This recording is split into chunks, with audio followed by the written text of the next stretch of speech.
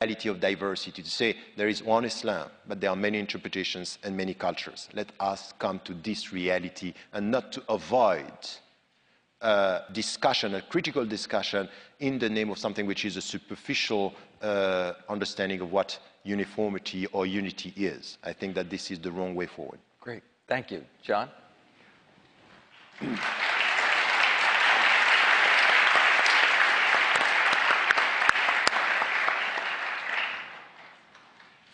Thank you. Now I get the task of being the bad guy. I mean, this is the good cop crew here, and I am the bad guy. This is time for question and answer, and there are some things that I want you to keep in mind. There's a mic there. If you have a question, please come to the mic. When you come, identify yourself briefly. This is not a time for a sermon or a commentary. It is a time for a question. And John and I were talking about it, and there are lots of different opportunities for different kinds of conversations with Tariq. But what is very important at this point, I think, is to have your questions be directed to the topic that we have this afternoon, which is radical reform in Islam and Tariq's position on it. There are lots of other things we can talk with Tariq about at other times, but let's try and be focused.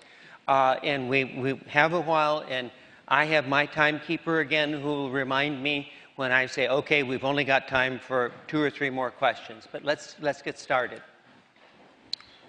Thank you, Dr. Ramadan, for coming. My name is Omar Nuraldian, and I'm a senior here at Georgetown. And we read your book, Radical Reform, in Professor Vol's class, and we also read Abdul Karim Saroush's book, and he talked about the difference between religion and religious understanding. And I wanted to know how that was different, or how that plays a role into being able to promote this radical reform if majority Muslims think that what you're doing is changing the religion rather than your understanding of the religion. I wouldn't say that. For me, there is no religion without understanding of religion.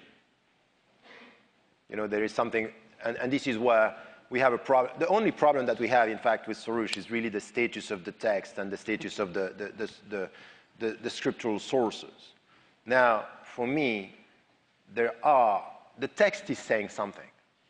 It's not because we are 10 reading the text and that we extract the usul, that it's just a consensus between the scholars that we are reading the text in such a way. I think that as a believer, if there is a text, the text means something, and there are principles here. So these principles are helping us to give us the framework of what a religion is. But this religion and the framework and the principles that are building this religion are going to be understood or translated into our daily life through our human understanding.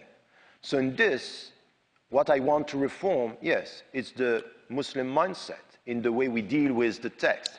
But for me, the status of the text remains. It's the very word of God. I think that I am taking this very seriously. I'm taking the tradition very seriously. I think that there is a tradition. Now, and there are principles, and there is something which is a universal dimension and immutable values coming from the text and not coming only from my mind. Now I have no problem, as Abu Hamid al-Ghazali was saying, to understand that the constructions that are coming from my mind are very close to something that could be revealed. He was using in Arabic something which is a very way to put it, is al-aqlu wahyun dakhili, meaning that your intellect is an internal revelation that you can go and try to seek this, consistency between the principles and the world. So on this, we disagree, because I think that this is where there are differences in the way we deal with the scriptural sources and the status of the texts. Thank you. Yes. Hi, my name is Eitan Paul. I'm a sophomore here at Georgetown. Thank you for coming to speak with us. My question is that you spoke about the need to bring together scholars of the text and scholars of context when it comes to considering ethical issues, and that they should be considered on equal footing. But how would you go about bringing them together, and what needs to be done to push that process forward when it comes to considering ethical issues in both the text and the context? Look, I'm starting to think about it and to try to translate this into reality. First, it's not new in one point, as I told you. In the medical sciences, we have this, and it is working and has been the case for the last 30 years. I'm mentioning this in the first case studies in the book, Medical Sciences. Now, what we need to do, really, and it's what I want to do now as something which is trying to translate this into a reality, is to push forward what is done in certain, councils in Muslim-majority countries as well as in the West, but have the kind of workshops where you have scholars, Muslim scholars, coming from the East and coming from the West. This is one crossing the board, one dimension. And scholars of the text and scholars of the content in very specific issue, and to come together and to think together.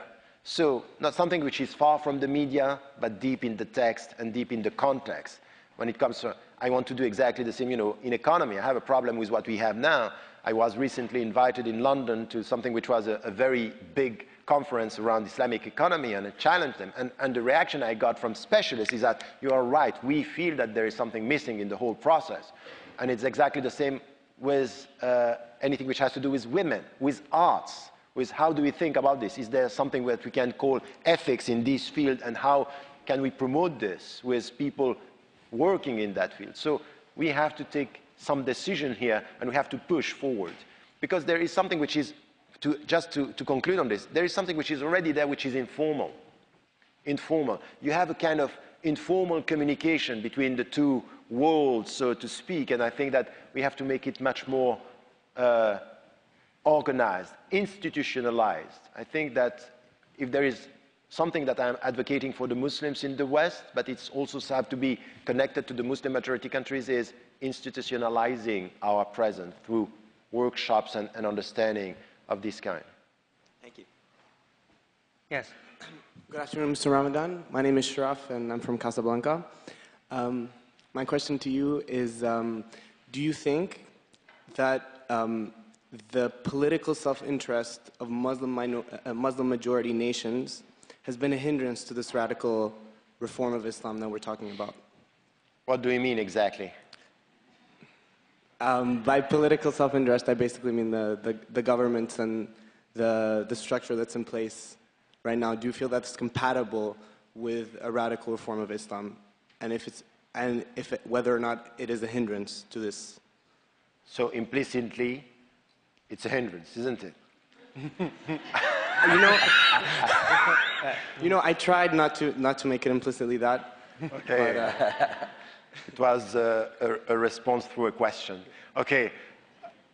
Of course, in some countries it's very difficult, I think. But I would say that in the field of this, depending on what we are trying to do, it's of course, when you are challenging power and we are challenging the governments, it's going to be very difficult. It's not going to happen. And some countries, they want to have to control the religious authority.